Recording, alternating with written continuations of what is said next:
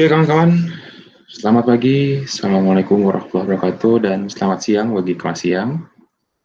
Jumpa lagi kita di kelas politik keamanan, sesi pertemuan 6 dan ke-7. Semoga kalian tetap sehat, saya doakan tetap semangat mengikuti mata kuliah ini. Kita memang sudah off kira-kira selama 1 kali pertemuan ya. Terakhir kita berjumpa di masalah strategi nasional dan strategi pembangunan nasional. Kita akan berlanjut ke sisa materi yang sebelumnya kita berakhir.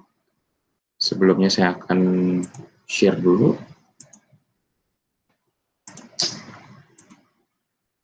Oke, kita mulai. Politik dan strategi nasional berarti melaksanakan kebijakan umum, pengambilan kebijakan mencapai cita-cita tujuan nasional. Jadi cita-cita dan tujuan nasional sudah kita bahas kemarin, ada di pembukaan Undang-Undang Dasar 1945, salah satunya. Selanjutnya adalah visi-visinya, visi negara yang akan ditempuh biasanya melalui kebijakan politik di rezim. Rezim itu berarti sebuah timeline ya, sebuah masa pemerintahan tertentu dari zaman Bapak Insinyur Soekarno sampai sekarang Bapak Joko Widodo sebagai Presiden Republik Indonesia.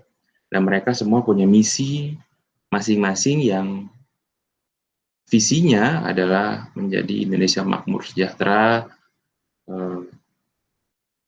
adil, dan mempunyai kekuatan. Selanjutnya, kita akan membahas soal pembangunan. Jadi, pembangunan itu bukan hanya milik pemerintah, tapi seluruh rakyat. Tidak biasanya teorinya wajib belajar, melestarikan lingkungan hidup, segala macam, ketertiban dan keamanan. Jadi, salah satu yang biasanya terlewatkan dalam makna pembangunan adalah pembangunan karakter mental dan budaya. Seperti yang kita lihat, selama 74 tahun negara ini berdiri, mentalitas inferior kita terhadap bangsa lain masih muncul. Mentalitas untuk aji mumpung ya, ngambil kesempatan dalam kesempitan masih terjadi. Apalagi yang paling berbahaya sekarang adalah mentalitas di mana atau budaya korupsi, kolusi, dan nepotisme atau KKN. Sehingga hal tersebut menjadi sebuah momok ya, atau musuh nyata di mana pembangunan tadi belumlah selaras, serasi, dan seimbang jika aspek-aspek tadi belum berubah secara nyata dan konsekuen. Manajemen nasional. Menarik nih kalau kita berbicara manajemen nasional. Kehematan daya guna, struktur proses hasil sebesar mungkin menggunakan sumber dana dan daya nasional.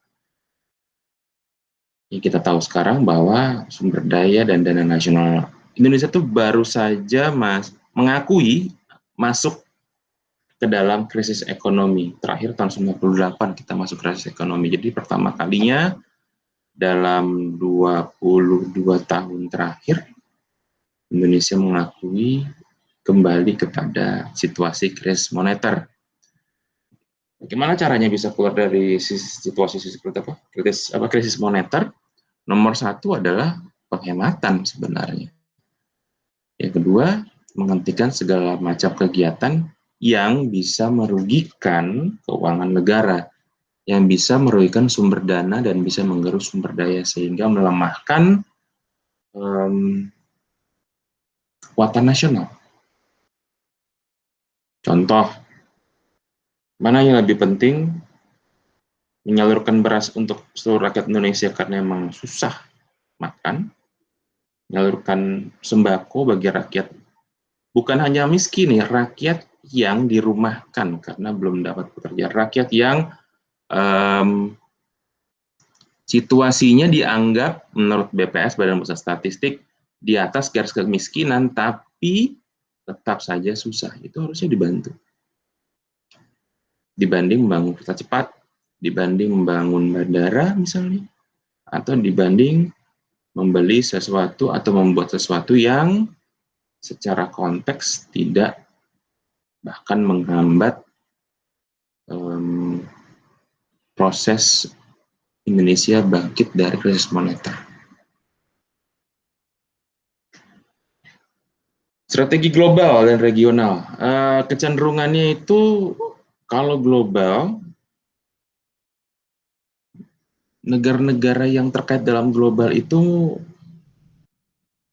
sebenarnya bukan masalah saling percaya dan saling menghormati, tapi konsistensi, do the talk atau walk the talk. Bahasa Indonesianya adalah konsekuen. Anda ingin bersahabat, ya Anda bersahabat. Jangan Anda bilangnya ingin bersahabat dengan satu negara dengan negara lainnya, tapi situasinya Anda melakukan tindakan-tindakan yang mengancam negara lain.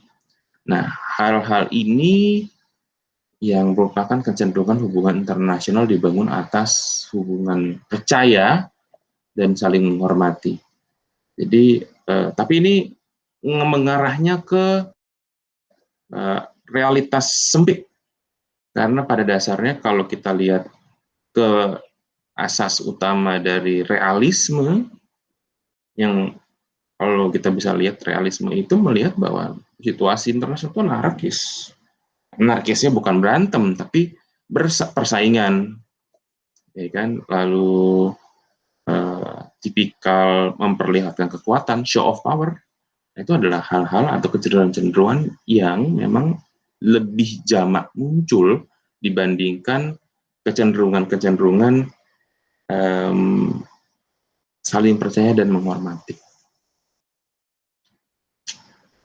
Lalu kecenderungan global juga mempengaruhi dinamika regional. Kebayang nggak, 2 hari ini rakyat dari berbagai macam dunia, belahan dunia mengamati pemilihan presiden Amerika Serikat. Kita tahu persis bahwa itu urusan Amerika Serikat, tidak ada impact secara langsung ke negara kita, tapi nantinya kebijakan nasional mereka, visi dan misi presiden terpilih Amerika ke depannya akan berdampak pada global. Nah, ini yang diperhatikan. Makanya kecenderungan global merupakan salah satu faktor yang mempengaruhi dinamika keamanan regional. Para negara-negara, kita sekarang menghadapi situasi dunia yang multipolar. Kenapa multipolar? Dulu ada kutubnya cuma timur dengan barat. Timur diwakili oleh Uni Soviet dan negara-negara persatuannya mereka, persatuan komunisme mereka, dan negara-negara blok barat, negara-negara aliansi, negara Eropa Barat ya, Eropa Barat, dan Amerika Serikat, Kanada, Jepang, dan Korea Selatan. Nah, hal ini menjadikan sebuah tema atau nuansa era Perang Dingin. Pasca Perang Dingin, perubahan berartinya adalah Soviet runtuh, menjadikan Rusia sebagai negara, tapi belum jadi superpower. Ketika sudah pada level superpower, maka ada kawannya lagi. Tiongkok naik, China naik menjadi salah satu superpower. Dan tidak mau kalah ada India naik. Sedangkan negara-negara Eropa Barat menurun kekuatannya. Inggris tidak lagi bertaring dan bertaji kayak tahun 1800. Perancis juga sama. Jerman cukup stabil, tapi di bidang finansial, dan negara-negara Eropa Barat lainnya.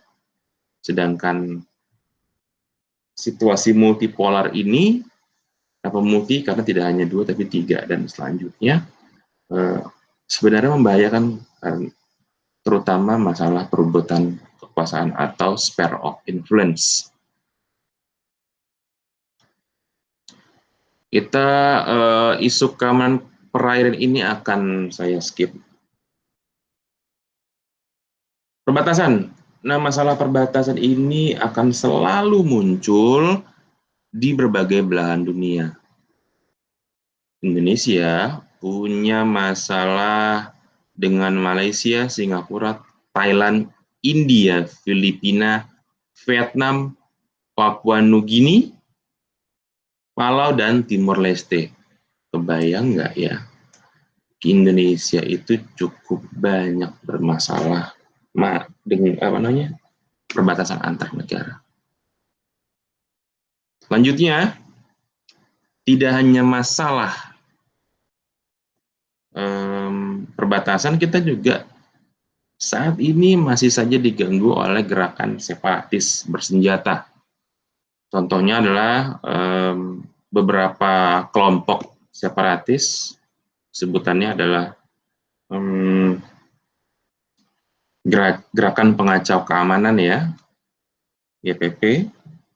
Nah, hal ini merupakan cerminan bahwa dimanapun tetap akan ada friksi dan faksi. Friksi artinya gesekan dan faksi adalah artinya kelompok-kelompok tertentu. Nah, ini tidak dapat dipungkiri bahwa secara realitas kelompok ini hadir bukan hanya masalah ekonomi atau ketidakadilan dan seterusnya, tapi kelompok ini dengan segenap cara ingin memisahkan diri dari entitas negara. Karena menganggap mereka bisa mengatur tanahnya sendiri, bisa mengatur tempatnya sendiri, dan seterusnya dan sebaliknya. Terorisme akan saya skip. Konflik komunal. Ini masalah di politik keamanan. Konflik komunal ini paling sering saya bahas kalau di kelas, tapi karena kita webinar, maka saya akan membahas sedikit saja. Konflik suku, agama, ras, dan adat ya, atau antar golongan itu biasanya diawali oleh kesenjangan ekonomi dan kesenjangan sosial. Jadi kalian percaya atau tidak, mungkin yang sudah lahir tahun 98, tapi ya masih bayi. Sedangkan saya tahu persis bahwa pada saat itu masyarakat dari etnis Tionghoa, etnis Cina, Cina Indonesia, Cina Peranakan, menjadi target dari rakyatnya sendiri, rakyat Indonesia sendiri, saudara mereka sendiri, tetangga mereka sendiri. Dengan alasan mereka mengambil lahan ekonomi, dengan alasan mereka membuat warga negara tidak bisa bersaing, dan seterusnya dan sebagainya. Tetapi friksi-friksi komunal ini, tubrukan-tubrukan antar komunitas ini yang kalau kita bikin variabelnya, ada variabel suku, agama, ras, dan adat atau antar golongan. Ini merupakan tanda-tanda masyarakat yang belum sepenuhnya dewasa. Jadi saya nggak akan ngomong sekolah negara kepulauan karena masalah friksi komunal pun terjadi di Amerika Serikat, di Kanada, di Perancis, di Jerman, di Inggris, dan seterusnya, dengan level masalah yang berbeda dan dengan aktor atau aktris yang memainkannya di sana. Kelompok radikal yang paling terkenal ya tadi Jamaah Ansarut Tauhid. Jadi kita to the point saja, tidak ingin memojokkan agama tertentu, dalam hal ini Islam, karena kebanyakan yang membuat kelompok radikal ini berasal dari kalangan umat Muslim. Bukan Islam ya, tapi umat Muslim. Nah, kita menjadi ragu bahwa apakah tindakan mereka ini benar-benar datang dari hati, atau mereka hanya ikut serta, atau mereka hanya ingin mengambil kesempatan. Basic utamanya biasanya ideologi. Ideologinya, oh kita nggak suka pakai Pancasila, kita sukanya pakai tata cara agama kami, atau tata cara adat kami, atau ideologi dari luar, misalnya. Jadi mereka yang memisahkan diri.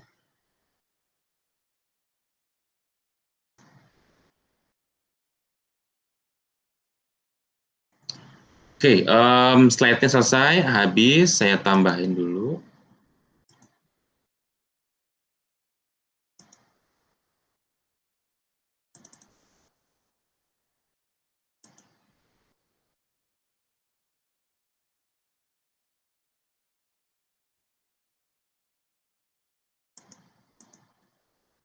Oke, saya tulisan dulu deh.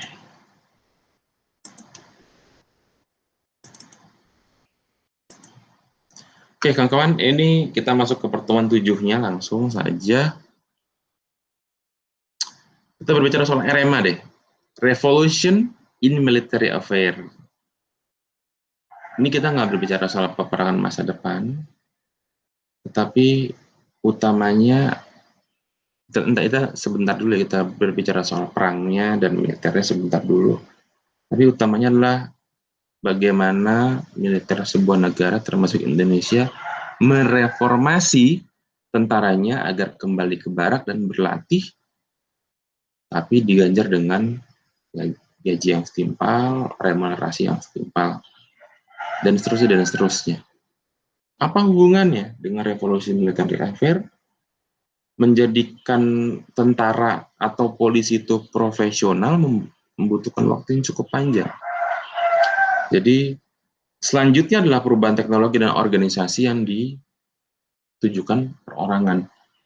Jadi ya ketika kamu jadi tentara tidak harus seragam misalnya. Tapi ketika lagi hari-hari tertentu kan pakai seragam. Atau kita butuh sebuah helikopter tapi bisa layaknya pesawat. Tapi berlangsung dengan dananya berapa, kekuatan ekonominya berapa. Ini sebenarnya yang akan kita bahas di Revolution in Military Affairs, karena tidak hanya membahas soal militer, tapi juga membahas soal ekopol, ekonomi, politik, dan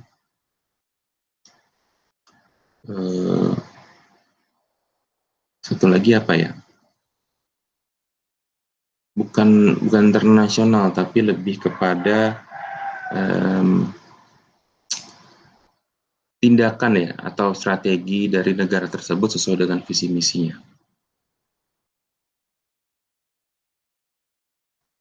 Ini sebelum kita tutup, negara-negara dunia di luar Indonesia sudah menggunakan RMA ini atau revolusi tempur ini karena masalahnya bukan hanya di militer, masalahnya itu di sumber daya manusianya, di sumber daya alamnya, teknologinya, yang terakhir adalah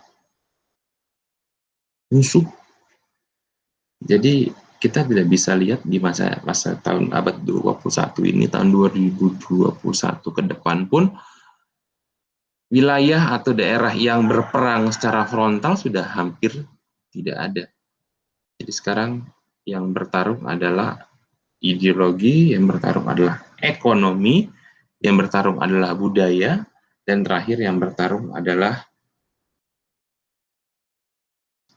kemampuan, keinginan negara tersebut untuk mengupgrade ya, memperbesar atau setidaknya memperkuat kapabilitas tempurnya.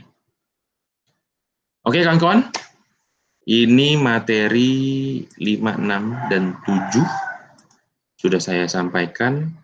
Semoga rekan-rekan bisa menangkap dengan baik. Terima kasih banyak. Saya doakan kalian tetap sehat, tetap semangat. Sampai jumpa di pertemuan minggu depan. Kita nanti akan bikin conference karena sekalian UTS. UTS-nya akan saya bikin, nanti kita bikin tanya jawab saja. Kameranya mesti on, jadi semuanya bisa kelihatan dan nggak ada lagi yang ngeles. Terima kasih kawan-kawan. Wabillahi taufiq wa hidayah. Wassalamualaikum warahmatullahi wabarakatuh. Salam sejahtera untuk kita semua. Salam budi luhur.